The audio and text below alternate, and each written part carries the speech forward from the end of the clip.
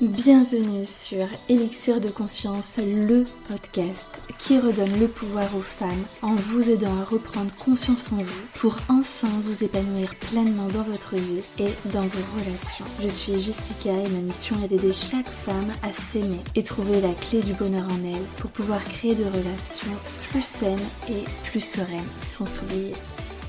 Pensez également à vous abonner et si l'épisode vous a plu, à mettre un 5 étoiles. Je vous souhaite une très belle écoute. Bonjour mes élixirs. Alors, on se retrouve pour un épisode d'une très grande importance. On va parler d'amour de soi, de relation à soi, de relation à l'autre. Et ça va remuer.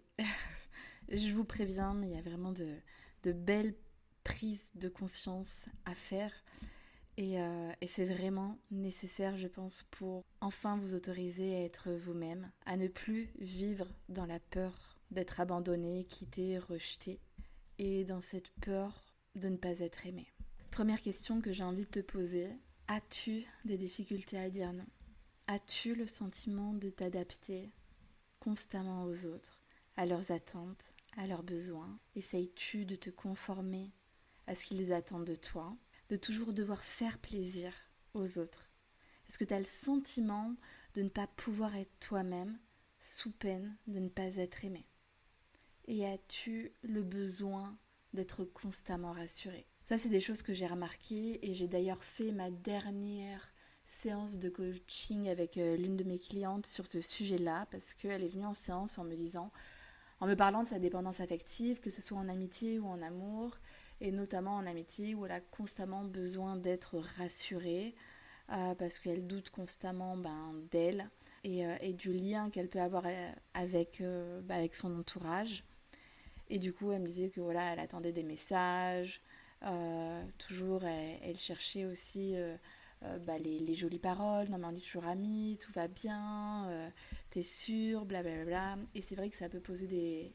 C'est pas que ça peut, c'est que ça pose en plus des problèmes dans sa relation aux autres. Et donc du coup, je me suis dit, pas mal comme sujet quand même, parce que ça revient quand même bien trop souvent dans mes séances de coaching, dans ce que j'entends partout autour de moi. Et du coup, j'ai vraiment envie de vous aider à vous libérer de ça. Donc déjà, avant de rentrer dans le vif du sujet, je pense que la première chose qui peut être intéressante de faire, c'est déjà de se demander, mais en fait, d'où est-ce qu'elle vient, cette peur ? Et aussi, quel est l'impact, en fait, dans notre vie de l'avoir. De base, si une peur existe, elle n'est pas là pour rien, c'est pour nous protéger. Nous protéger de la douleur, de la souffrance. Là, principalement, dans cette situation-là, ça va être du rejet. Voilà, on a peur d'être rejeté, que si on est nous-mêmes, de ne pas plaire. Pour ça qu'on ne va pas oser forcément s'affirmer, dire non, j'ai pas envie, je peux pas maintenant, je suis pas disponible, etc.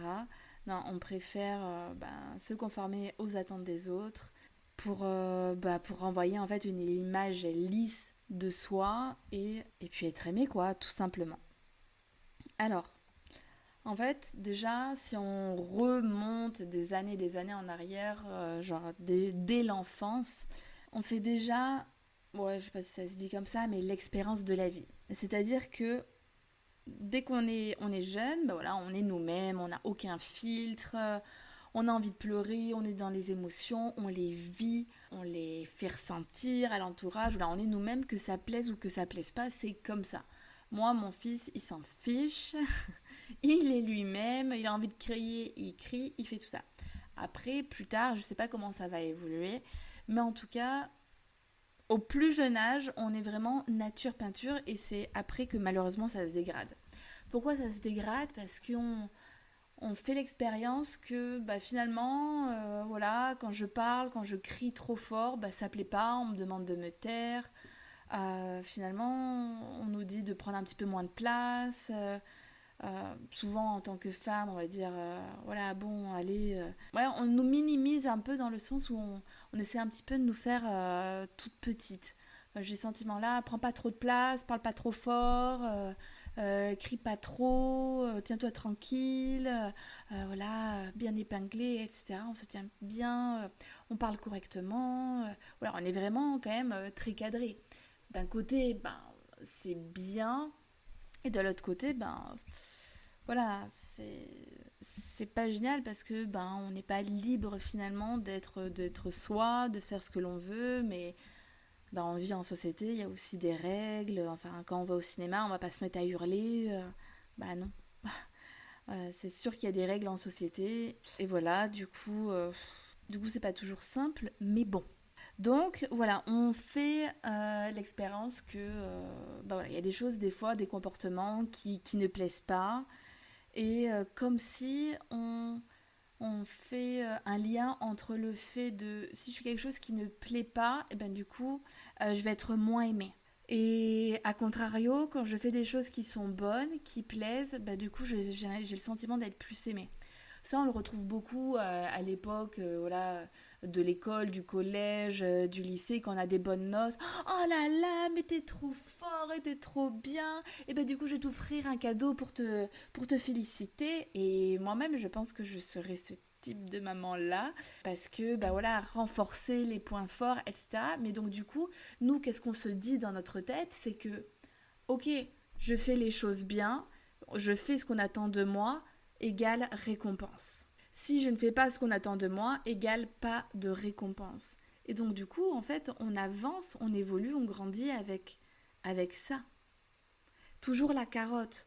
Bon bah du coup, si je fais plaisir à mon entourage, si je suis toujours là quand ils en ont besoin, que ils claquent des doigts, je suis là, et ben du coup, moi le jour où j'aurai besoin d'eux, ils seront là, que du coup, bah, ils ont une bonne image de moi, que moi, bah, comme voilà, je souffre d'une image un petit peu défaillante, d'une faible estime de moi-même, bah, du coup, ça me fait du bien parce que bah, ils me remercient, parce que je vois que du coup, je suis importante. Du coup, ben, malgré tout, même si ça me gonfle de faire constamment plaisir aux autres, d'un autre côté, j'en tire de la reconnaissance. Et comme moi, aujourd'hui, je souffre de reconnaissance, et ben, ça vient quand même me nourrir. Et donc, du coup, voilà comment un petit peu ça se crée.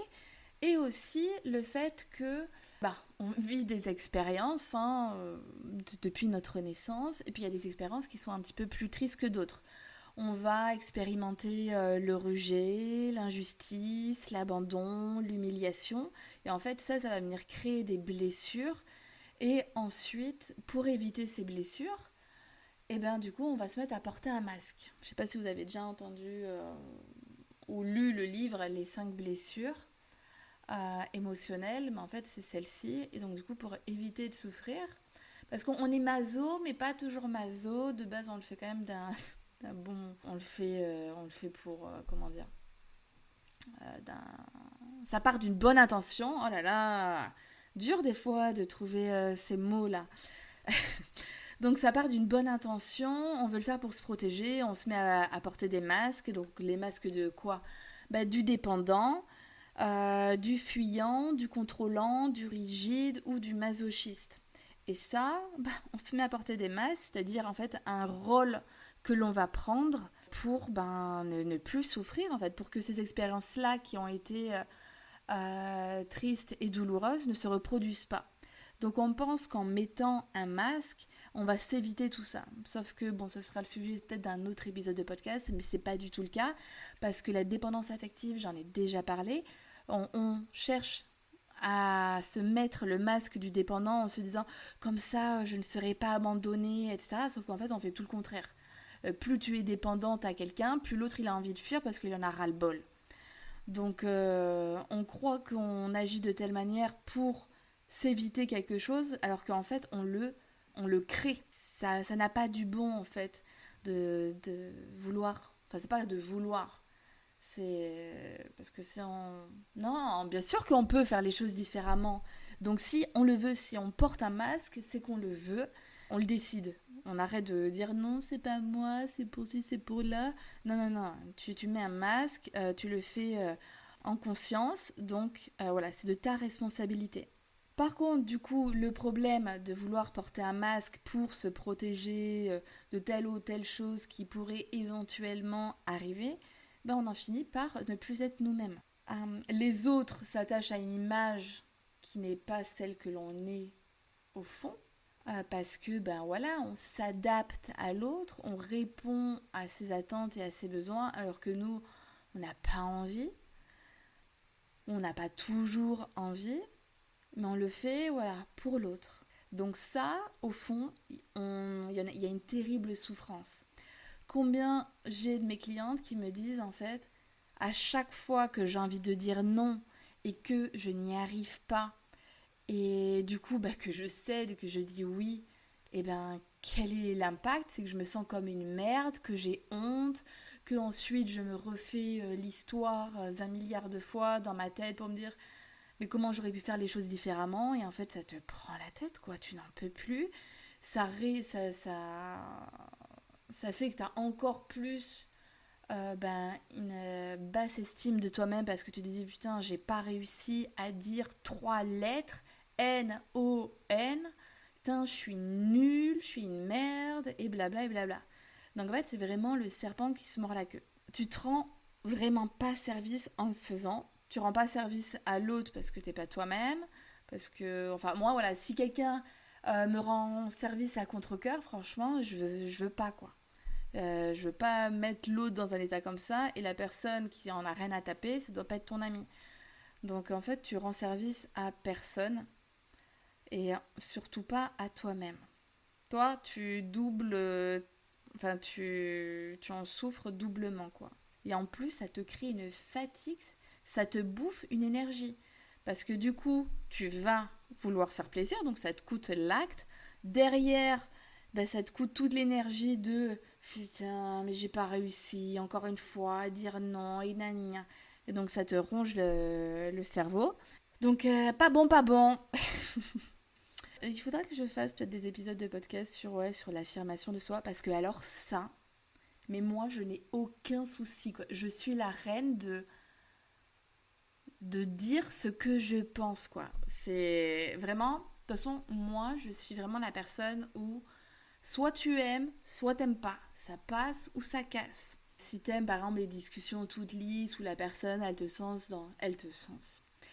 te brosse dans le sens du poil, c'est pas chez moi qu'il faut venir, que ce soit en amitié ou dans le coaching. Moi je suis vraiment dans la vie de tous les jours, je peux être très rentre dedans parce que je dis ce que je pense, que je suis ultra spontanée. C'est vraiment ma marque de fabrique. Moi je suis un petit peu un cas à part par rapport à ça parce que j'ai pas de filtre en fait, tu vois. Mais moi, j'aime tellement les gens comme ça, quoi. Pas de filtre. Franchement, on se marre avec les gens qui réfléchissent. Ouais, je crois qu'on réfléchit pas quand on parle. Moi, ça me fatigue d'avance de me dire, attends, si je dois réfléchir pour nana. Alors, par contre, quand je dois avoir vraiment des discussions qui sont un peu houleuses, je réfléchis quand même, quoi, pour essayer de trouver les mots, de ne pas blesser, tout ça, tout ça. Mais ouais, moi, c'est vraiment ce qui va me rendre unique. Et pour certains, ça va être un défaut, pour d'autres, c'est une qualité. C'est toujours, voilà, on choisit dans quel camp on veut aller. Pourquoi je te disais ça? La spontanéité, je sais plus.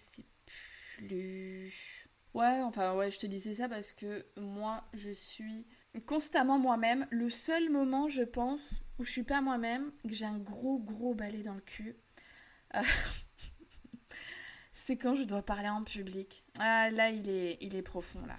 Je sais pas, il y a un truc, un stress de malade que j'ai du mal à dépasser. Je me force beaucoup, mais ouais, je me sens pas forcément hyper bien. Après, ça dépend. Ça dépend des groupes. Il y a des groupes dans lesquels je vais être la nana, la leader. Parce que de base, mon caractère, je suis pas la petite suiveuse qui dit rien. Oui, oui, oui. Non, j'aime pas ça, j'aime bien. Mais des fois, dans certains groupes, je me rappelle, bon, c'était à l'université, ouais, des têtes qui pensent trop, tu vois. Ou quand je me sens nulle, parce que ça m'arrive, hein, des fois de me sentir nulle, genre le truc où j'aime pas ça. Attends, comment ça s'appelle? Tu sais, ces nouveaux jeux à la mode, là, Escape Game, là. Mais j'ai même pas envie d'y aller parce que je sais que je suis nulle là, que je suis nulle dans trouver les énigmes, les trucs comme ça. Je ne sers à rien. Je suis un vrai pot de fleurs. C'est une vraie exécutante. Tu veux que je gratte quelque part, que je fouille, je fais. Là, je suis nulle. Ah, mais j'aime pas ça. J'aime pas parce que je suis nulle. Si j'étais trop forte, je pense que je kifferais. Mais enfin bref. Donc ouais, moi je prône la liberté d'être soi et puis de toute façon c'est ce que j'aide mes clientes à faire. Bon bref, allez on continue. Donc la peur de pas être aimé, c'est une émotion vraiment profondément enracinée et je dirais qui est liée à des normes sociales et culturelles. C'est vraiment dans les gènes en fait.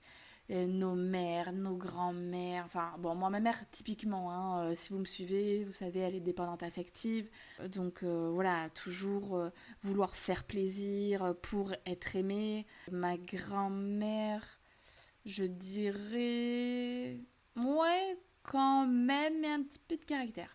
Moi j'ai cassé la chaîne. Les futures générations et quand je vois ma fille, bon elle a que 1 an mais un caractère de malade. C'est bon, j'ai cassé le truc. La future lignée des femmes de notre génération, enfin de ma génération, va pouvoir être libre d'être elle-même.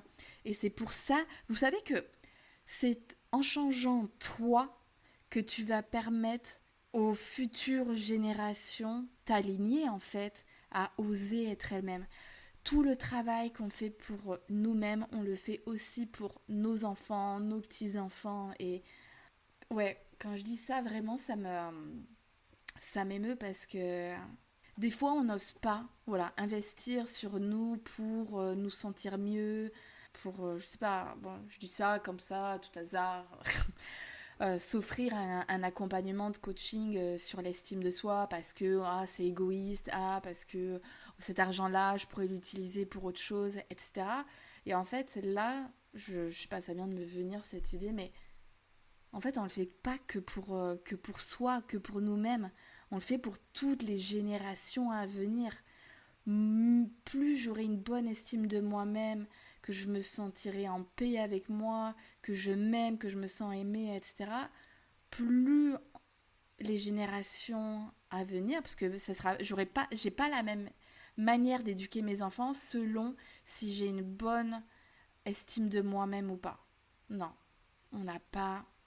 C'est un vrai impact, hein, parce que ça se ressent.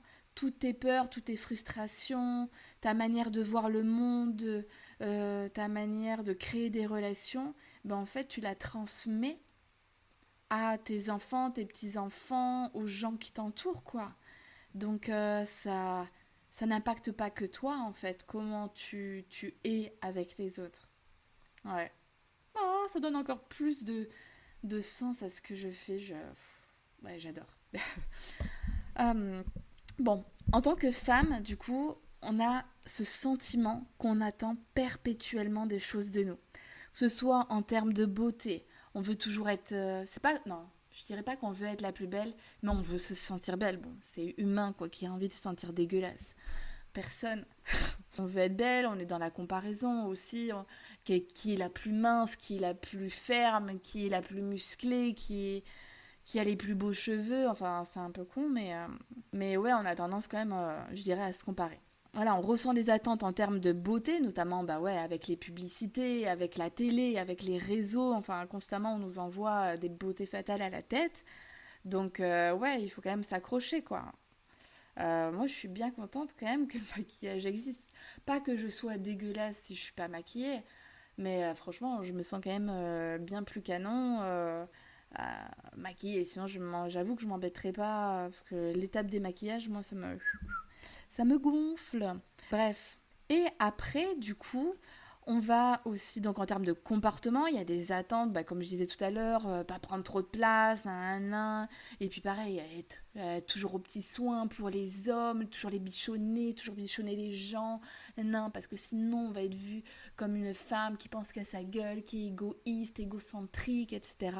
Et en termes de réussite, parce que aujourd'hui, bah voilà, on a envie de réussir sur tous les points que ce soit en termes de famille, que ce soit en termes de réussite professionnelle, de relations amoureuses. On veut être bien physiquement, etc. Enfin, c'est vraiment... On se fout quand même une sacrée pression, quoi. Hein. On cherche en fait un peu à être des Wonder Woman, à gérer sur tous les fronts. Ouais, je souffre parce que ça me fatigue.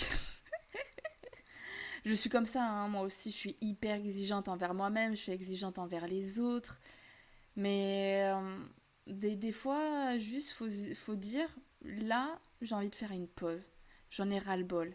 Bah ouais, je suis pas parfaite. Bah ouais, je foire. Et j'avoue, moi, par exemple, ouais, je rêverais d'être cette mère exemplaire qui est là quand là, elle se fâche auprès de ses enfants, qui est toute douce. Ah, mais mon chéri, tu comprends, c'est pas bien, il faut pas faire ça. Alors que moi, une fois je dis quelque chose, deuxième fois je suis obligée de répéter, ça prend des décibels, je gueule. Et j'aime pas cette image que j'ai de moi-même quand je fais ça, par exemple. Mais c'est incontrôlable, quoi. Et j'aurais... Bon, après, tout n'est pas perdu, hein. C'est que le début, mon garçon a 3 ans et ma fille 1 an. Mais je m'étais renseignée pour suivre une formation sur la... Comment on dit sur l'éducation bienveillante, là, où tu dis pas un mot plus haut que l'autre. Mais en fait, je crois que j'arriverai pas, quoi. Parce que ça fait du bien de gueuler, en fait. Et j'ai besoin de décharger. Et vraiment, j'étais à 2 doigts d'acheter. Et j'en ai parlé à mon chéri. Il me dit, mais n'importe quoi. Mais je dis, oui, mais mes enfants, ils doivent pas ressentir que j'ai besoin de me décharger et tout. Bon, bref, je suis en train de partir en live. Mais on peut pas être parfaite, point barre. En fait, il faut l'accepter. Et il y a des... Sur certaines choses, on va gérer. Et puis sur d'autres, on gérera moins. Et ben, c'est pas grave. Tu vois, le terme Wonder Woman, alors oui, c'est une figure, etc. Mais il n'y a pas de figure comme ça pour les hommes. On dit pas, allez, Batman, on dit pas... C'est vraiment la femme, je sais pas, il y a un truc avec elle. On s'est conditionné, en fait, parce qu'il n'y a rien d'écrit nulle part. Il n'y a pas le règlement intérieur de la femme parfaite pour qu'elle soit aimée auprès de tous. Non, ça n'existe pas. C'est nous, il faut qu'on prenne notre part de responsabilité là-dedans, qui sommes trop aussi exigeantes avec nous-mêmes ou qui flippons. On s'invente aussi des peurs. Là, la peur de ne pas être aimé, on a déjà été aimé. L'amour, il est partout autour de nous. Il est dans nos liens au niveau de la famille, père, mère, frère, sœur, cousin, cousine, tante, etc. Il y a de l'amour. C'est pas juste, c'est pas que le sang en fait. Il y a les liens d'amitié, il y a les liens aussi, l'amour avec les animaux, avec... je parais pour une folle ou pas? Mais bon, je suis pas non plus hyper fan, moi. J'ai pas la main verte, mais je veux dire, avec les végétaux, les plantes, les fleurs, pour moi, voilà, tout ce qui est vivant, ben, il y a de l'amour en fait, l'amour dans la nature. Ouais, je crois que je commence à faire percher, ou alors les perchers vont se dire, ah non, non, mais moi je te comprends. Puis il y a l'amour, le sentiment amoureux entre un homme, une femme, ou entre deux femmes, entre deux hommes, peu importe. Mais ouais, vraiment amoureux, ouais, on va dire ça. Donc on pense que pour être aimé, il faut qu'on se conforme aux normes de beauté, de comportement, de réussite. Bah, les médias vont jouer un rôle, la publicité, les représentations sociales, l'éducation aussi qu'on a reçue vont en fait renforcer ces attentes et créer une pression constante, nous incitant voilà, à devoir être parfaite aux yeux des autres sous prétexte que si on n'est pas parfaite, on ne peut pas être aimé. Et moi, je trouve que si on était vraiment parfaite, genre on gérait sur tous les fronts, déjà on se ferait chier dans la vie parce que il y aurait plus de challenge. Non, ça y est, bon, avant même de commencer quelque chose, de toute façon je sais que je vais gérer. Alors qu'en fait, ce qui crée aussi cette sensation de vouloir se dépasser, d'aller encore plus loin, de se challenger, c'est aussi le fait qu'on ne sait pas si on va réussir. Par exemple, moi, quand je me suis lancée dans l'entrepreneuriat, si j'étais sûre à 10 000% que j'allais marcher, peut-être que ça aurait été un peu moins kiffant parce que je connais déjà la ligne d'arrivée. Alors que là, ce qui me met un petit peu en haleine, c'est le fait de ne pas trop savoir, quoi. Est-ce que je vais réussir ou pas? Est-ce que je vais aller aussi loin que je voudrais? Et en fait, tout ça, ouais, ça nous rend vivants aussi. Et puis, si tout le monde était parfait, finalement, je pense que ça veut dire qu'on aurait tous les mêmes qualités, qu'on aurait tous les mêmes défauts, qu'on serait les mêmes clones, en fait. Et donc, si on était tous les mêmes clones, ça veut dire qu'on serait interchangeables. Ah bon, bah, de toute façon, il y a d'autres personnes qui sont parfaites. C'est tous les mêmes, en fait. Tout le monde a les mêmes qualités, tout le monde a les mêmes... Bah non, il n'y aurait pas de défauts. Tout le monde n'a que des qualités. Donc, bah, c'est pas toi, ce sera quelqu'un d'autre. Ah, tu me fais chier, bon, bah attends, je vais trouver ça chez quelqu'un d'autre. Franchement, tu vois, si tu y réfléchis comme ça, vraiment, je pense que ce serait pas une bonne chose d'être parfait. Donc, pourquoi est-ce qu'on court après la perfection? Vraiment. Pour se donner bonne conscience, pour se rassurer. On a toujours besoin de se rassurer. C'est fou ça. Mais en fait, en vrai, les preuves, elles sont de partout. T'as des preuves de partout que tu es aimé. C'est pas juste, est-ce que j'ai un homme dans ma vie là, maintenant? Si j'en ai pas, ça veut dire que je suis nulle, que je suis pas aimable, pas désirable. Et si je l'ai, c'est que je suis plus aimable que les autres. C'est vraiment n'importe quoi. Ça n'a rien à voir. Donc qu'est-ce qui fait aussi que l'on a peur de ne pas être aimé? Bah, ça va être les expériences que l'on va vivre. Bah, parce que oui, bah, dans la vie, on va expérimenter le rejet, notamment à l'école. Non, toi, t'es plus ma copine. Toi, t'es ma copine. Non, toi, je t'aime pas. Etc. Ça vient quand même hyper tôt parce que, bah, oui, en fait, il faut se l'avouer. On n'aime pas tout le monde. C'est pas le monde des bisounours. Comme on est tous différents, ben, on n'est pas tous sensibles aux mêmes choses. On ne recherche pas la même chose chez des gens. Enfin, et puis il y a tellement des choses qui sont impalpables, en fait, qui ne s'expliquent pas. C'est le feeling, c'est le timbre de voix. Par exemple, moi, je sais qu'il y a des fois, il y a des voix que je n'aime pas ou d'autres que j'adore. Je suis là, ah, j'adore sa voix et d'un coup, ça te met dans une sensation, une bulle de douceur un petit peu, enfin, tu vois. Et donc, ouais, le feeling des choses qui, je sais pas, d'âme à âme, en fait, que l'on ne peut pas contrôler et ça qui sont juste uniques. Et je pense que c'est pour ça que ça sert à rien de chercher à être aimé auprès de tous. Parce que j'ai une cliente comme ça qui m'a dit que elle, même si elle aime pas les gens, elle veut être aimée aussi par eux. Bah pourquoi faire? À quoi ça sert? Donc, ouais, ça sert à rien de chercher à être aimé par tout le monde à part se rassurer que qu'on vaut la peine. Mais ça, valoir la peine, c'est juste le rapport que l'on a avec soi-même. Notre valeur, la femme que l'on est, en fait, on a tous de la valeur en tant qu'être humain. Notre vie compte autant que les autres. Après, évidemment que j'en ai déjà parlé, mais pour toi, ma vie à moi, qui je suis, ben, j'ai pas autant d'importance que ton père, ta mère, n'importe qui que tu connais de près. Parce que voilà, tu as créé quelque chose avec ces personnes-là. Même si on crée une relation à travers le podcast, oui, oui, oui, tu apprends plein de choses. Et puis, bah, tu me connais de mieux en mieux aussi au fur et à mesure parce que je me livre quand même. Je raconte pas tout, j'en laisse un petit peu pour tous les autres épisodes, mais il y a une relation quand même qui se crée. Je suis sur un lien d'attachement, enfin, je suis sûre que tu attends mes épisodes, hein. Voilà la meuf qui veut être rassurée, tu vois, qui veut être aimée. Non, bien sûr que tout le monde a envie d'être aimé. Après, faut pas que ce soit maladif en fait, au point d'en être mal dans sa peau et c'est là où il faut faire quelque chose. Donc il y a une grande part d'ego là-dedans, dans le fait d'être aimé, enfin d'avoir ce besoin d'être aimé. Et l'ego, il est là pour te protéger.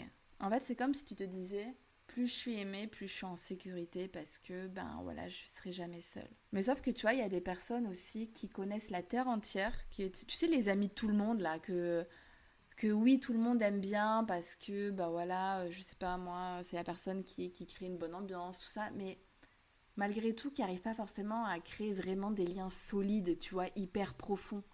Parce que les amis de tout le monde, souvent, c'est pas forcément les gens que tu vas appeler quand tu es dans la merde. C'est les gens qui passent partout, à qui on passe du bon temps, mais des fois, ça peut être un peu superficiel aussi. Et du coup, j'ai l'impression que on a tellement peur de ne pas être aimé tel que l'on est, que d'office, on se met à jouer un rôle et à se conformer aux attentes des autres. Et puis, si jamais on est rejeté ou abandonné, bah du coup, ça fait moins mal parce qu'en fait, on n'a pas montré la vraie nous. On n'était pas nous-mêmes, donc du coup, c'est pas nous qu'elle a rejeté, c'est l'image, c'est le rôle que l'on veut bien se donner, donc ok, ça va. Parce que c'est aussi une manière de se protéger, hein. Bon, c'est une grande manière de se protéger, de mettre un masque, j'en ai parlé tout à l'heure, mais c'est aussi de permettre de moins avoir mal lorsque on est éventuellement rejeté. Parce que, ben voilà, on ne sait pas montrer vraiment nous-mêmes. Parce que si on est totalement authentique, si on montre chacune de nos facettes et que là, en fait, on se rend compte que la personne qui est en face de nous ne nous apprécie pas, que on n'a rien à taper, ouais, comme on s'est montré vraiment vulnérable nous-mêmes, ben ça fait beaucoup plus mal en fait. Et sauf que nous, on n'est pas prêt à vivre ça. Et pourtant, est-ce que ce serait pas la clé? Plus tu te confrontes au rejet, bah moins tu en souffres. Plus tu t'autorises à rejeter les autres, plus tu autorises les autres à te rejeter. Et du coup, ça fait moins mal. Parce que bah, tu pars du principe que oui, on ne peut pas plaire à tout le monde. Et tant mieux. Donc cette peur de ne pas être aimé, elle a un immense impact sur ta vie de femme et sur tes relations. Parce que bah, tu n'es pas toi-même, du coup, parce que tu as peur de ne pas être aimé. Ça te bouffe de l'énergie bah, parce que tu te plies en mille pour les autres, pour les satisfaire. Parce que du coup, tu sais finalement pas vraiment qui tu es, parce que tu es un petit peu la nana caméléon qui remplit le rôle qu'on veut bien lui donner, qui se transforme selon les attentes des uns et des autres, qui aime ce que les autres aiment, qui ose pas dire non, s'affirmer, etc. Donc en fait, ben, ça crée une basse estime de soi, donc un mal-être relationnel, un mal-être émotionnel. Du coup, ça te pousse aussi à être dans des relations ben, toxiques, abusives, parce que tu te dis que tu mérites pas mieux, que c'est toujours mieux que rien. Tu préfères te contenter de miettes que de ne rien avoir, parce que ben voilà, bah oui, mieux vaut ne pas avoir au moins un petit peu d'amour, un semblant d'attention plutôt que rien du tout. Sauf que t'es hyper mal au quotidien. T'as tellement peur d'être seule que du coup, bah, soit tu retapes dans tes ex, soit tu t'engouffres dans une relation et tu te mets des œillères sur ce qui va pas. Sauf que en fait, bah, derrière, à côté de ça, bah, quand tu prends conscience des choses, bah, il s'est passé quelques années. Et puis tu te sens dans un sentiment d'insécurité, d'anxiété, bah, constante, quoi. Et du coup, le fait d'avoir peur de ne pas être aimé bah, va limiter ton potentiel en t'empêchant bah, d'explorer bah, qui tu es et ce que tu veux réellement dans la vie. Parce que bah voilà, tu te trouves tout un tas d'excuses en te disant bah, que tu le mérites pas, que les autres sont mieux que toi. Tu donnes pas vie en fait à tes aspirations, à ce que tu veux vraiment.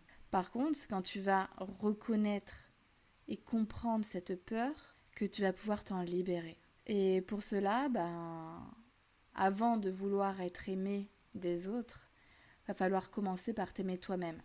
Parce que si aujourd'hui, on va arrêter voilà, les discours un peu bullshit ou le travail à côté de la plaque en mode oui, donc moi j'ai du mal à, je sais pas comment dire, j'ai une relation compliquée aux autres, j'ose pas ci, j'ose pas là, donc du coup je dois travailler sur ma relation aux autres. Non. Première chose, premier pas, c'est travailler sur ta relation à toi-même. Tout part toujours de toi. À partir du moment où tu vas pleinement t'aimer, t'accepter tel que tu es, poser des limites à toi-même, aux autres, que tu vas t'affirmer, je peux te dire que ça va transformer tes relations. Tu ne vivras plus dans la peur, tu vas te sentir légère, sereine, à ta place, et tu vas plus te poser des questions. Moi, vraiment, bien sûr que j'ai envie que de manière générale, si je peux choisir, évidemment que je vais choisir que les gens m'aiment. Mais si c'est pas le cas, il y aura d'autres personnes. En fait, t'as pas besoin d'être aimé par la terre entière pour nourrir ta soif de reconnaissance. sois aimé par les bonnes personnes. Et puis t'as pas besoin d'être aimé par la terre entière parce que ça veut dire que t'as tellement une soif d'amour que t'en auras jamais assez. Et il y a ça, hein, il y a ce problème-là en fait. Notamment dans la dépendance affective, c'est jamais assez, tu vois. J'ai toujours besoin de toujours plus, toujours d'être rassurée, encore et encore. Et plus la personne le fait, plus j'en veux encore plus parce que ça y est, je me suis déjà habituée et j'ai besoin de plus. Donc vraiment le travail à faire pour se sentir bien avec les autres et ne plus vivre dans la peur de ne pas être aimé et de se laisser bouffer par ses peurs, c'est de travailler sur sa relation avec soi-même. Et d'ailleurs, petite question comme ça, petit aparté, est-ce que les hommes, ils ont ce même besoin que nous d'être aimés? Allez, je te laisse 3 secondes pour répondre. Bon, la réponse est oui, bien sûr. On est tous des êtres humains et on a tous le besoin, oui, d'être aimés. Mais quand je dis le besoin d'être aimé, c'est pas uniquement par le sentiment amoureux. Il y a d'autres formes d'amour, comme j'en ai parlé tout à l'heure. Donc pour moi, c'est vraiment un besoin qui est naturel et qui est sain, qui est normal. Et homme ou femme, c'est pareil. Et eux aussi, ça n'a pas été facile pour eux. Ils ont dû s'adapter aux attentes et aux codes de la société. Tu vois, eux aussi, on leur a dit, on a essayé de les conformer. Non, les hommes, ça pleure pas. Non, les hommes, ils doivent pas montrer leurs émotions parce que sinon c'est de la faiblesse et les femmes, elles vont rigoler. Les émotions, c'est pour les filles. Les hommes, si t'es un homme, tu dois t'affirmer, tu dois montrer de quoi tu es capable. Franchement, ça n'a pas été facile pour eux non. Ce n'est pas facile pour eux non plus. C'est très dur pour un homme qui est sensible de s'autoriser à vraiment l'être et à ne pas en avoir honte, que ce soit de sa sensibilité ou de sa vulnérabilité. Rares sont les hommes qui s'y autorisent ou à montrer leur part féminine par exemple. Mais je pense, même si en fait on a tous le même besoin, on n'a pas la même manière de l'exprimer. Les hommes auront plus tendance à le garder pour eux, à le cacher, parce que, comme j'ai dit, vont avoir l'impression que c'est de la faiblesse, alors que bien sûr qu'ils ont envie que leur compagne leur dise qu'elle les aime, ou de se sentir admirés, etc., de se sentir aimés par leur entourage. Mais eux, ils vont pas se poser 20 milliards de questions. Ils vont pas lire entre les lignes, alors, donc si elle s'est comportée comme ça veut dire que ça. Eux, ils partent du principe qu'ils sont aimés. Alors que nous, en fait, et c'est là où il y a vraiment une très très grande différence, c'est qu'on part du principe qu'on n'est pas aimé et que l'on doit faire nos preuves pour être aimé. C'est vraiment très puissant là ce que je te dis, parce qu'en fait, tout est une question de perspective. Il n'y a rien qui est vrai pour l'un ou pour l'autre, c'est pareil. Il faut toutes et tous que l'on part du principe que nous sommes tous des êtres désirables, aimables, et que, par principe, comme nous sommes des belles personnes, oui, on est aimable, oui, on est désirable. Et surtout, et ce que je veux que vous reteniez à travers cet épisode, c'est que on n'a rien à faire pour être aimé. On a juste à exister pour être aimé. Je pars vraiment du principe que l'amour, l'amitié, tous ces sentiments-là ne s'achètent pas. Donc on n'a rien à faire.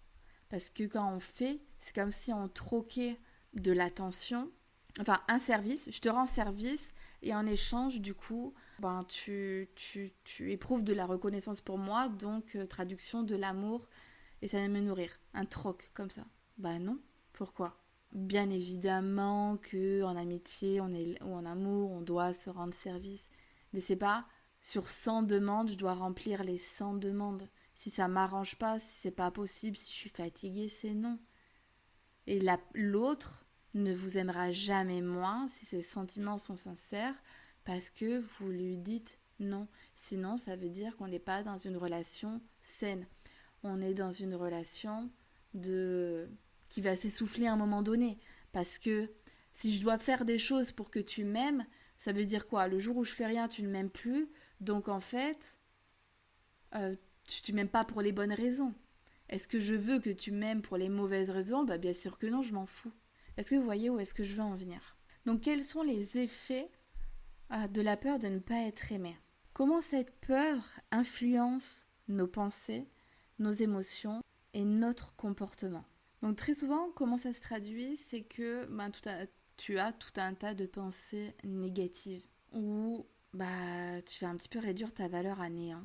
Tu vas constamment douter de toi, de ce que tu vaux, de ta capacité à être aimé. Tu vas avoir tendance en fait à interpréter chaque interaction, chaque relation comme en fait une validation ou un rejet potentiel. Sauf que ça crée quoi à l'intérieur de toi? Ça crée de la tension, ça crée des doutes, des stratégies d'adaptation pour pouvoir être aimée.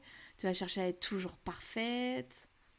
Tu vas éviter les conflits. Et puis, très souvent, tu es dans la dépendance affective, quoi. Et tu as besoin d'avoir l'approbation des autres constamment. Savoir si ce que tu fais est bien, si... être constamment... tu auras toujours besoin d'être rassuré, en fait. En fait, tu as l'impression de marcher sur des œufs constamment. Ouh là là, si je fais un faux pas, la personne va se barrer. Elle voudra plus être amie avec moi, etc. Et en fait, comment veux-tu être toi-même dans ces cas-là? C'est impossible. Mais sache que le plus beau cadeau que tu peux faire à ton entourage, c'est pas de leur faire plaisir, c'est d'être toi-même, de leur offrir ce vrai toi que tu offres à peu de personnes, mais que tu vas leur offrir à elles parce que tu leur accordes de la valeur et qu'elles comptent pour toi. Je pense vraiment, moi je suis authentique avec quasiment tout le monde. C'est quand même un cadeau que l'on fait. C'est devenu un cadeau alors que ça devrait être de la normalité, c'est quand même fou ça. Mais c'est quand même un cadeau que l'on fait quand c'est pas naturel chez nous, que là on a tout un tas de peurs. Sache que c'est un cadeau que tu fais à ton entourage, quoi, d'être la vraie toi en fait. Tu l'es pas forcément avec tout le monde. Moi voilà, c'est vrai que des fois j'ai un côté très femme-enfant et ça, tout le monde ne voit pas cette facette-là. Et donc quand tu la montres à quelqu'un, c'est une marque d'affection que tu offres. Et moi, je trouve ça magnifique. Donc, si tu aimes ton entourage, offre-leur l'intégralité de qui tu es, avec tes qualités, avec tes imperfections, tout ce qui fait que tu es toi en fait, que tu es cette femme unique, merveilleuse, imparfaite, mais qui te rend parfaite. Parce que, être parfaite telle que l'on est grâce à ses imperfections. Ouais, j'adore ça. J'adore cette phrase-là de se dire mon imperfection me rend parfaite telle que je suis. Bah ouais. Je sais pas si ça veut dire grand-chose, mais en tout cas, c'est ça qui nous rend belle en fait, qui nous rend magique. Nous rendre magique. Oui, qui nous rend magique. Ouais, qui crée cette magie dans la relation en fait, ce pêle-mêle si unique en fait, parce que dans la relation, il y a ce millimélo en fait, ce fabuleux mélange entre qui tu es toi, tes expériences de vie, tes qualités, tes points forts, tes galères, tes doutes, mélangés aux miens, et ce qui rend nos discussions hyper riches, hyper profondes, et les moments que l'on peut passer, vraiment fabuleux, quoi. Donc, quelles sont les répercussions de ce sentiment-là, de ne pas être aimé? C'est que tu te sens mal dans ta peau. Bon, j'arrête pas de le dire, j'espère que tu as compris au bout d'un moment. Mais voilà, ça a vraiment des répercussions hyper négatives. Toi, de base. Et donc, du coup, quand on est dans cette peur de ne pas être aimé, on va pas en fait en profondeur. On reste très superficiel dans nos relations, dans nos échanges. Et on n'est pas 100% soi avec les autres, quoi. Là, on va pas oser être vulnérable, de peur d'être rejeté. On va se mettre tout un tas de barrières. On va pas montrer ses émotions. Et pareil sur le plan professionnel, on va avoir besoin de plaire à ses collègues, à ses supérieurs, au point parfois de plus vraiment être aligné avec ses propres valeurs et de se manquer de respect à soi-même, voilà, en n'osant pas s'affirmer par exemple. Là, on peut aussi éviter de prendre des initiatives, d'exprimer ses émotions, de peur que les autres soient pas d'accord avec nous et que du coup, de peur de renvoyer une mauvaise image de soi, quoi. d'être perçue aussi comme quelqu'un de pas de bête, de pas assez intelligente, de pas assez cultivée ou de pas assez drôle. Enfin, voilà, on préfère se faire toute petite, quoi. Être en mode plante verte activée. Et puis c'est souvent dans les relations amoureuses, en fait, que ça prend tout son sens. Le fait d'avoir peur de ne pas être aimé, parce que c'est ce qui crée la dépendance affective, quoi. Et ce qui fait qu'on va s'adapter carrément aux autres, quoi. J'ai une cliente qui m'avait dit, moi, finalement, ses goûts sont devenus les miens. Alors que de base, j'aimais pas du tout ce qu'il aimait comme type de musique. Et en fait, ouais, dans la dépendance affective, c'est comme si l'autre devient mon double. J'aime ce qu'il aime, je veux ce qu'il veut, ses projets deviennent les miens. Enfin, il y a ouais, une espèce de... Je deviens l'ombre de l'autre. Je vis dans... Ouais, c'est vraiment ça. Dans la dépendance affective, c'est je vis dans l'ombre de l'autre. L'autre qui n'est pas dépendant affectif vit sa meilleure vie. Il s'autorise à vivre, à faire des activités pour lui, à s'éclater, à prendre du temps rien que pour lui. Et puis toi, c'est tout ton temps lui est réservé parce que tu as ce fou besoin de lui, d'être à ses côtés. Et puis surtout, toi, ça t'embête quand il s'éclate sans toi, quoi. Comme tu ne t'aimes pas suffisamment toi-même, tu as peur d'être abandonné. Le mec va se rendre compte de la supercherie, que finalement t'es pas si bien que ça, que t'es pas si aussi intéressante que ça, que du coup il va s'ennuyer de toi et que de toute façon voilà, les hommes peuvent se lasser de toi, etc. Et du coup, t'as peur de ça, et comme t'as peur de ça, tu vas tout faire pour que ça n'arrive pas, et donc tu t'accroches telle une sangsue à lui. Donc dès qu'il y a de la dépendance, ça crée de la relation toxique, et qui dit relation toxique égale pas heureuse. Donc t'as peur de pas être aimée, ça t'empêche d'être heureuse et de créer des relations saines, durables et épanouissante. Alors, dernière partie qui va être encore longue, franchement j'avais trop d'idées. Comment surmonter la peur de ne pas être aimé? Bon, première chose, comme je t'ai dit tout à l'heure, tout vient de toi. Donc, la première chose à faire, c'est d'apprendre à t'aimer, de travailler sur ta relation à toi-même, de t'autoriser à être qui tu es, de travailler sur toutes ces croyances limitantes, de te dire ok, si je suis moi-même, je vais pas être aimée. Si je dis non, les gens ne vont plus m'aimer, etc. Tout ça, on le travaille en séance de coaching. C'est le travail que je fais avec mes clientes.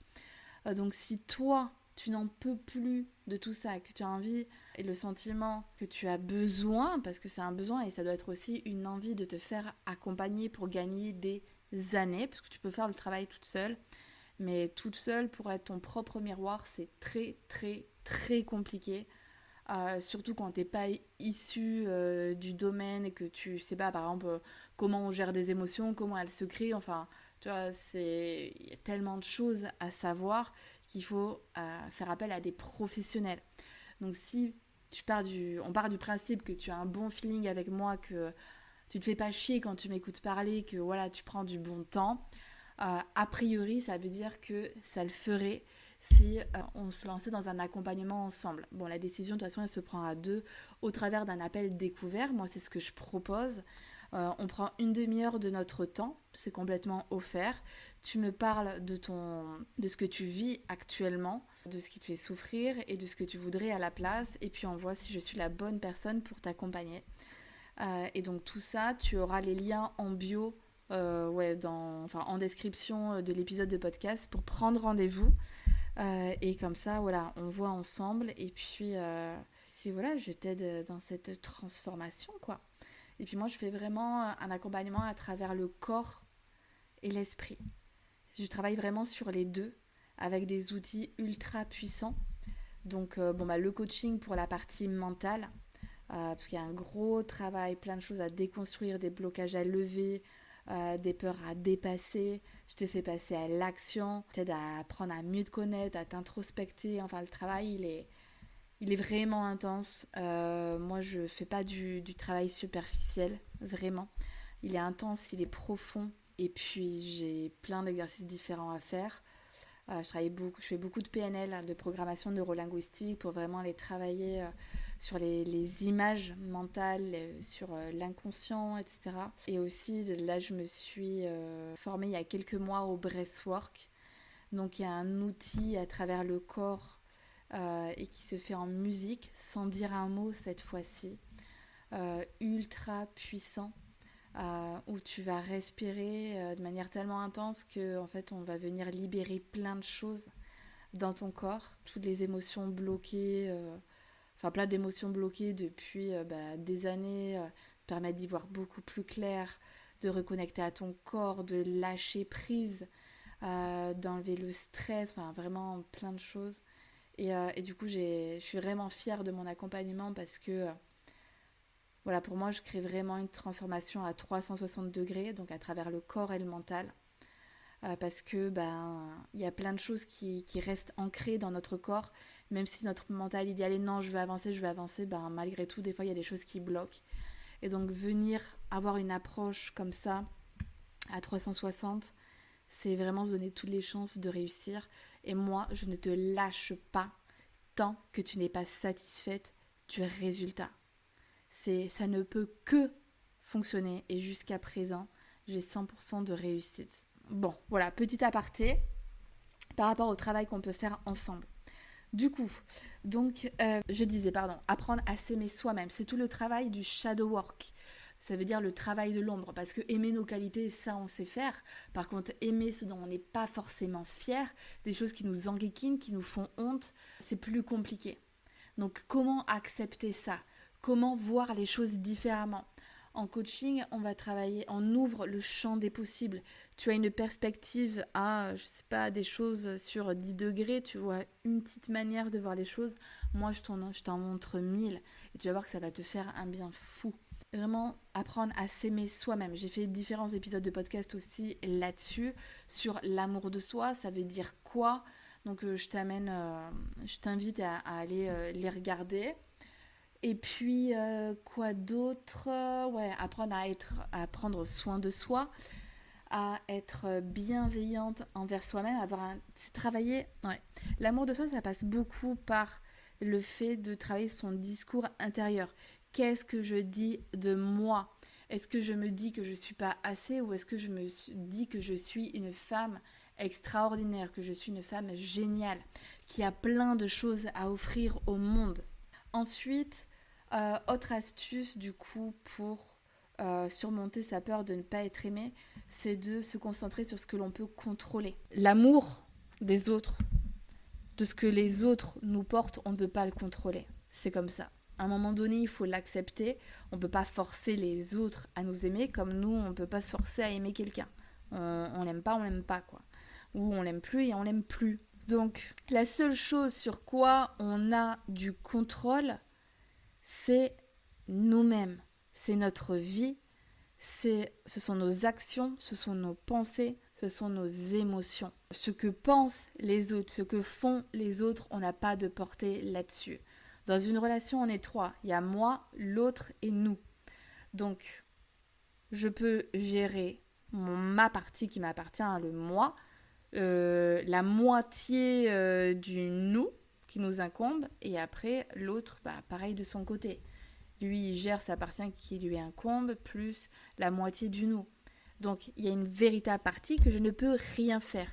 Qu'est-ce qui est à ma portée ? Qu'est-ce que je peux faire ? C'est horrible de dire ça. Qu'est-ce que je peux faire pour être aimée ? Mais n'importe quoi. Je n'ai rien à faire, encore une fois. C'est juste être moi-même. C'est tout. Il n'y a rien d'autre à faire. Juste à faire, être soi-même. C'est tout. C'est tout. Il n'y a rien d'autre. Je suis désolée. Alors, bien sûr que si je me conduis comme une peste qui envoie bouler la terre entière, que je m'en fous, que je suis jamais dispo pour les autres, bien sûr que je vais pas être aimée. Mais j'imagine que tu n'es pas comme ça. C'est que tu es déjà au top, mais tu veux toujours en faire plus. C'est jamais assez. Et puis dès qu'on te rend service, tu veux rendre en 1000 ce qu'on t'a donné. Fois 1000, avoue-le, dis-le moi, je suis sûre que tu es comme ça. Donc non, tranquille. tranquille. Bon, ce sentiment de redevabilité, message à moi-même également, je me le note. Je suis aussi comme ça, dès qu'on me rend service, j'ai l'impression que je vais lui devoir pendant 1000 ans. Alors que non, quoi. C'est important aussi d'apprendre à recevoir. On nous apprend à donner, à toujours devoir et je donne. Mais apprendre à recevoir, c'est plus compliqué. Même moi, hein, ça m'arrive, je suis mal à l'aise avec les cadeaux, je sais plus où me mettre quand on m'offre quelque chose. Bon, je pense que c'est aussi parce que j'ai peur que ça me plaise pas et que ça se voit sur ma tronche, comme on lit sur moi comme dans un livre ouvert. Ouais, je crois que c'est surtout ça. Mais du coup, ouais, ça me gêne l'excès de gentillesse, je sais pas pourquoi. C'est vrai, on n'est pas habitué. Si on nous faisait des cadeaux tous les 4 matins, eh ben, on serait pas gêné. On aurait l'habitude. Et comme on n'a pas l'habitude, donc en fait, les gens devraient ne plus nous offrir de cadeaux. Résultat des courses, c'est ça, non? Donc, on ne peut pas contrôler le comportement des autres.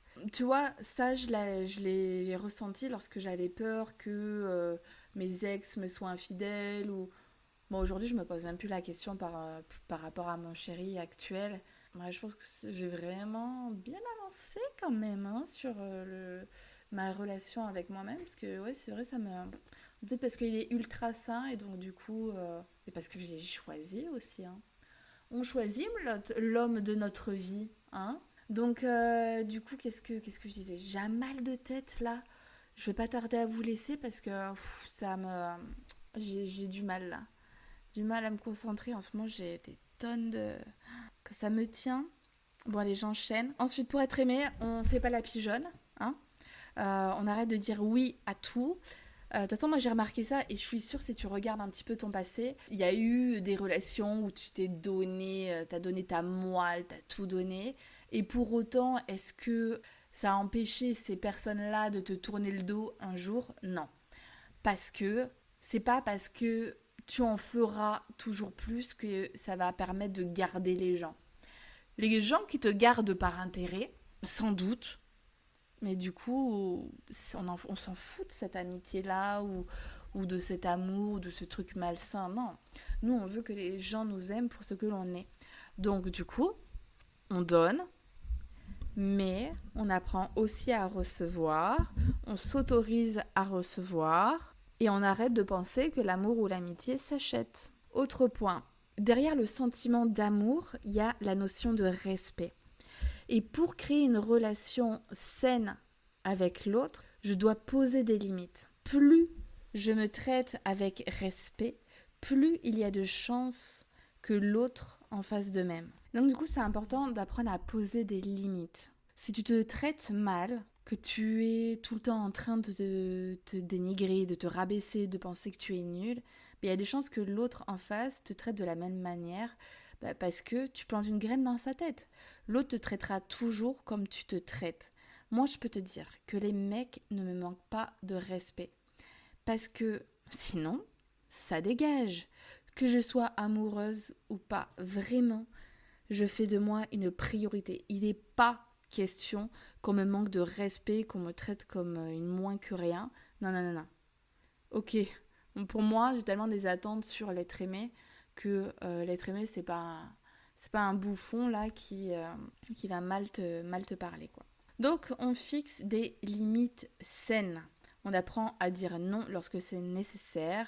Et voilà, comme ça, tout le monde se porte pour le mieux. Autre chose, c'est un conseil que j'ai donné à une de mes clientes, c'est de se rappeler qu'il existe plusieurs langages de l'amour. Il en existe notamment 5. Et il y a différentes manières de montrer son amour. Et donc c'est important aussi d'en avoir conscience parce que parfois on attend une chose de quelqu'un et en fait ça vient pas et on a l'impression que l'autre ne nous aime pas. Sauf que non, il y a différentes manières. Il y a les services rendus, le toucher, les moments de qualité, les cadeaux, les paroles valorisantes. Ouais, je crois que j'ai dit les 5. Et en fait, par exemple, des fois, nous, on a besoin que l'autre nous dise constamment « je t'aime ». Sauf que lui, son langage à lui, où il nous montre qu'il nous aime, c'est plutôt en nous faisant des cadeaux. ou c'est ou c'est plutôt en passant des moments de qualité avec nous, où il va nous dire ah bah viens je t'invite au resto, ou je t'emmène faire une balade, ou alors que quand il est avec vous, bah, il est vraiment là, il est pas sur son téléphone, des choses comme ça. Apprendre à garder ça en tête. J'ai fait un épisode de podcast là-dessus, c'était mes tout premiers, les 5 langages de l'amour. Je t'invite à aller le voir si ça t'intéresse. Ensuite, donc, tu avais dit au tout début que c'était important d'apprendre à s'aimer, et ça va un petit peu avec, c'est le fait d'apprendre à s'autosuffire. En fait, apprendre à remplir son réservoir d'amour par soi-même. Il y a arrêter de compter uniquement sur les autres. Ah non, mais moi j'ai besoin d'amour, donc il n'y a que les autres. Ben non, fais-toi du bien à toi-même. Tu dois être ta meilleure partenaire de vie. Donc traite-toi comme si tu étais une invitée, comme si tu étais, tu es ton partenaire de vie, parce que toute ta vie, tu vas vivre dans ton corps, tu vas vivre dans ton mental, c'est toi quoi. Donc il faut que tu sois fier de la vie que tu mènes, que tu te sentes bien dans ta peau, dans ton corps, dans ta tête. Enfin voilà, c'est vraiment important quoi. Ensuite, je t'invite à faire le tri dans ton entourage. Que tu te débarrasses de tous les gens avec lesquels tu te sens en insécurité, que tu marches sur des œufs, que soit le problème il vient de toi et tu le règles, soit tu sens que ça pue, que les gens te traitent comme de la merde et que tu as peur d'être retrouvé seul. Dans ce cas, ça dégage. Fais du ménage autour de toi et tu verras que ça fera de la place pour de nouvelles personnes. Pareil, si tu es avec un mec avec qui ça va pas, en faisant du ménage, ça va libérer de la place dans ton esprit, sur ton temps. Et du coup, ça va permettre à ce qu'il y ait d'autres personnes qui arrivent dans ta vie. Autre point, j'ai noté, arrête de voir les autres comme des challenges. En mode, parce que il y a des nanas, tu dis, oh là là, elle est trop bien, non mais si elle était amie avec moi, non mais je serais trop contente, je serais trop fière. Et comme si, voilà, ça te donne de la valeur. Ça, ou alors quand tu te tapes un beau gosse, d'un coup, ça te rebooste l'estime. Là, bien sûr, on ne veut pas se taper un mec dégueulasse. Mais des fois, il y a des mecs, c'est des gros bâtards. Et pourtant, ils vont t'attirer parce que c'est le challenge. Je veux l'avoir. Sauf que le mec, c'est un gros con, tu préfères qu'il ferme sa bouche. Et pour autant, t'as envie de te le taper pour l'ego, quoi. Ah, bah, tu l'as eu, etc. Non, on n'en veut pas. Donc arrêtez de voir les autres comme des challenges, comme si, oh là là, si elle, je suis sa copine, ça veut dire que je suis vraiment une femme bien, je suis vraiment une amie super, et du coup ça te redore le blason. Ben non, encore une fois, ta validation, la valeur que tu as, c'est toi qui te la donne. Dernière chose, non pas dernier point, non mais j'ai trop de points à vous dire, non mais je vous fais vraiment des sujets de... C'est pas des podcasts, c'est des masterclass, des cours entiers, non mais n'importe quoi. Bon, faire taire cette peur irrationnelle et complètement fausse de ne pas être aimé. Si vraiment tu te questionnes, tu vas pas me dire que personne ne t'aime sur Terre. À partir du moment où il y a rien qu'une seule personne qui t'aime, tu es déjà aimable et désirable. Et là, qui doit être ta première fan? C'est déjà toi-même. Donc il y a déjà Mazel Tov, quelqu'un qui t'aime. Non, je plaisante. Mais on peut rigoler de tout. Oui, oui, oui. Donc, il y a déjà toi. Ensuite, il y a encore des dizaines et des dizaines de personnes. Et puis, même s'il n'y a pas 10 personnes, même s'il n'y a que ton père et ta mère, ton chat, et puis je suis sûre qu'il y a d'autres personnes, tu vas pas me dire il n'y a que eux. C'est déjà bien. Et puis en fait, il n'y a rien qui te conditionne. C'est pas parce que aujourd'hui, imaginons qu'il n'y a que 2 personnes dans ta vie, ou une, que du coup t'es déterminé à avoir qu'une seule personne dans ta vie. À un moment donné, il faut se bouger, il faut arrêter de se plaindre, il faut transformer ses plaintes en objectifs. C'est ok, moi aujourd'hui, je veux avoir plus un côté plus social, je veux rencontrer du monde, de nouvelles personnes, me faire des amis, etc. Ok, qu'est-ce que je fais pour ça? Et j'y vais. Et puis, dernier point, pour conclure et résumer tout ce que j'ai dit, c'est que tu n'as rien besoin de faire pour être aimé. Tu as juste à être cette femme unique, avec son lot de qualité et d'imperfection, qui te rend si spéciale. Arrête de penser que plus tu en feras pour les autres, plus tu seras aimé. C'est faux. Si tu veux que les autres t'aiment pour ce que tu es et non pas pour ce que tu fais pour eux, arrête de penser que tu dois toujours en faire plus. Au contraire, c'est en faisant moins que tu te rendras compte de la sincérité de vos sentiments respectifs. Donc regarde un peu tes expériences passées et je suis sûre que tu te rappelleras de relations où tu t'es donné corps et âme. Et pourtant, peut-être que tu t'es fait avoir ou pas, ou peut-être que vous avez pris d'autres chemins, enfin, c'est ok. On ne peut retenir personne en faisant des tonnes, à part les personnes qui se servent de toi, et ces personnes-là, on n'en veut pas. Donc, aime-toi, accepte-toi tel que tu es. Fais-toi ce plus beau cadeau du monde à toi-même, de t'autoriser à être qui tu es. Fais ce plus beau cadeau aussi à tes proches, de t'autoriser à être tel que tu es, de leur offrir cette part que tu ne réserves pas à tout le monde, mais à eux, à des êtres qui te sont chers. Voilà, donc n'hésite pas si jamais, si tu souhaites te faire accompagner pour enfin te sentir en paix avec toi-même et vivre de belles relations avec les autres. Avec grand plaisir, on se fait un appel découvert. Ça n'engage à rien. Et puis on voit à la fin si on part ensemble ou pas. En tout cas, si l'épisode t'a plu, je compte sur toi parce que je te fais vraiment des épisodes hyper qualitatifs avec beaucoup de valeur. Donc pour m'encourager, pour me donner envie de continuer aussi, parce que voilà, ça me prend beaucoup de temps pour créer ces épisodes. Mets un 5 étoiles, fais passer aussi cet épisode de podcast, parle de moi, de ce podcast à ton entourage pour le faire connaître. C'est important. Et puis pour que on avance et qu'il y ait de plus en plus de femmes qui se sentent bien dans leur peau, qui soient libres d'être elles-mêmes, qui soient indépendantes, autonomes affectivement, qui soient fières d'elles et en paix avec elles-mêmes. Ouais, vraiment, c'est tout ce que je souhaite. Donc, œuvre avec moi et aide-moi à transmettre ce message au plus grand nombre. Je te fais des gros bisous et à jeudi prochain pour un nouvel épisode.